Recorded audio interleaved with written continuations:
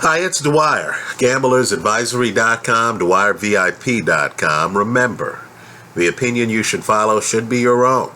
Just consider this video to be a second opinion from a complete stranger online. Now, for years here online, I've been touting James DeGale as one of the very best in the sport. Right? Nobody in the sport. Nobody switches better from righty to lefty than James DeGale. Right? DeGale is seamless. Right? DeGale on the inside, really has few peers. You can tell DeGale is a master on the inside because when he gets inside, it's not a wrestling match. He's not inside trying to grab you to death. Right? He's inside instead letting his hands go, forcing you to rest on his forearms. Now, many people are looking forward to this unification match at super middleweight. In part because an argument can be made that Badou Jack, right, who destroyed Anthony Durrell, let's face it, that Badou Jack did better against guys who gave DeGale a hard time. Right? The Medina fight. Badou Jack gets a stoppage. Forget the wide scorecards. James DeGale was fortunate to be awarded the decision in that fight. The Lucien Boutte fight. I know at first glance people are going to say, well, DeGale beat Boutte. Badou Jack got a draw with Boutte. Right? How could Badou Jack possibly have done better against Boutte than James DeGale did? But he did. Right? Badou Jack, quite frankly, put on quite the performance against Lucien Boutte. Most people were surprised that Badou Jack ended up with a draw in that fight. I believe Steve Farhood, as late as the 9th round, had only given Lucien Boutte one round. Let's also realize, too, that Lucien Boutte, who did do well in the 10th, 11th, and 12th rounds of that Badou Jack match, let's remember that Lucien Boutte failed the post-fight drug tests. Now, I understand being in the press is like being a member of polite society. People don't want to call out fighters and ask the obvious question. How much of your performance in this match was artificially enhanced by performance-enhancing drugs?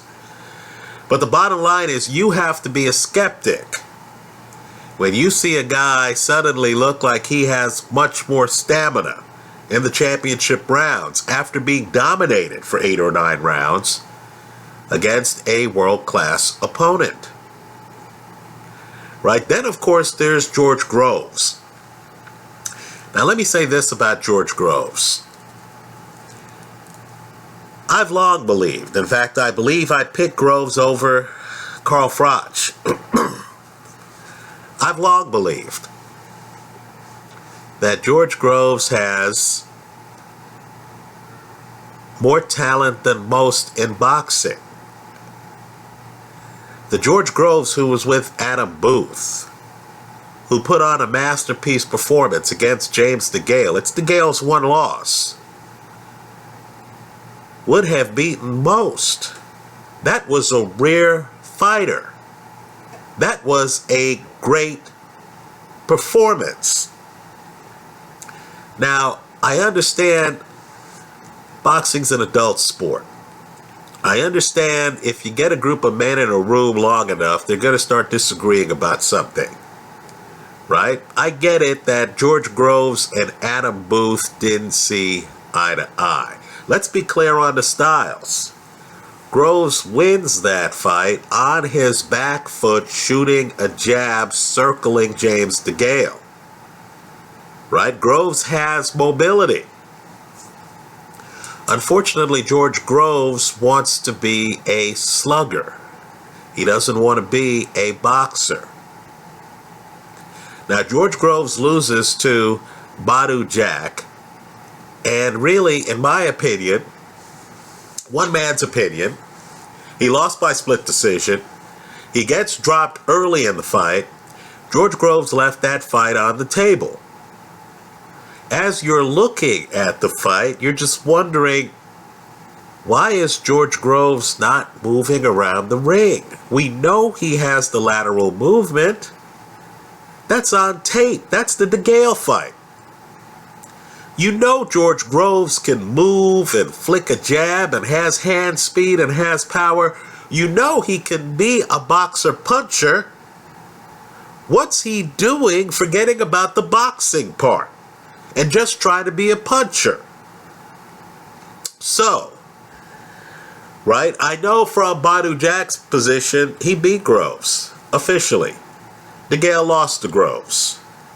I would argue, while the two men fought the same person, they didn't fight the same fighter. George Groves was a hell of a lot better, moved a hell of a lot more against James DeGale than he did against Badou Jack. Now, Badou Jack, in my opinion, has a Danny Garcia thing going on. You look at Badou Jack fights, you'll notice his head's kind of down and he's looking at the side, and then he's throwing these wide punches, right? They're wide hooks, but they have power on them. And I get the feeling at first glance an opponent sees, Badou Jack winding up, right, with some big punch and thinks, there's no way that can hit me. And then the punch comes in and lands on the person. Right? You get fooled too looking at Badou Jack's eyes because he doesn't give away that he's throwing some looping hook and stuff like that. I think it catches a lot of fighters off guard. I think DeGale needs to be careful because when you're fighting a guy who can throw looping power punches, often a fighter will be backing away and get hit by this tape-delayed looping power shot. Now let's talk about DeGale, right? Elite fighter. But there are blueprints out there that you can research yourself on how to beat him, right? I don't believe that you can beat DeGale today behind a jab on the outside like George Groves did. In fact, I don't even think Groves won that fight. I think DeGale edged him because DeGale came back strong in that fight. But what I've noticed with DeGale is that against guys who are recklessly front foot, who are prepared to take punches to give punches, guys who let DeGale know, look, you're not going to own the pocket. I'm going to be deep in the pocket, and I'm going to be coming after you. DeGale has problems. Let's turn the clock back. October the 15th, 2011. You have to research DeGale to find the holes. Peter Wazowski took control of the pocket, backed DeGale up, very front foot heavy. Right now, the fight was in DeGale's backyard. DeGale ekes it out on the judges' scorecards. That's a location fight, folks. Had that fight been in Wazowski's backyard, DeGale would have 2 losses. Right? That's the blueprint to me on roughing up DeGale. Wazowski, by the way, walks away from the sport in 2012 after losing to Arthur Abraham, a fighter who you don't want to be deep in the pocket against. Well, recently we got a redux, the Medina fight. Medina, very heavy volume, is throwing a lot of punches. Doesn't have DeGale's skills. Understand, DeGale's an artist, right? DeGale's landing punches at a much higher rate. But he's not throwing punches at a higher rate. Medina's getting hit left and right, but he keeps coming forward on DeGale. He backs DeGale up against the ropes. He's willing to trade with DeGale. Now that was a close fight. DeGale looked puzzled at the outright aggression. Didn't quite know what to do with it. What about the Boutte fight? DeGale dominates at least the first 4 rounds of that fight. What I want you to do is to focus on the last 8 rounds of that fight. Right? DeGale seemed astonished at Boutte's aggressiveness. Right? DeGale's a guy who, beats you up, backs away from the pocket, likes to admire his work a little bit, and is surprised when after he beats you up and backs away, you're backing into him. You're coming after him. Right? It's a lot to ask a fighter to take the degree of punishment that these guys took.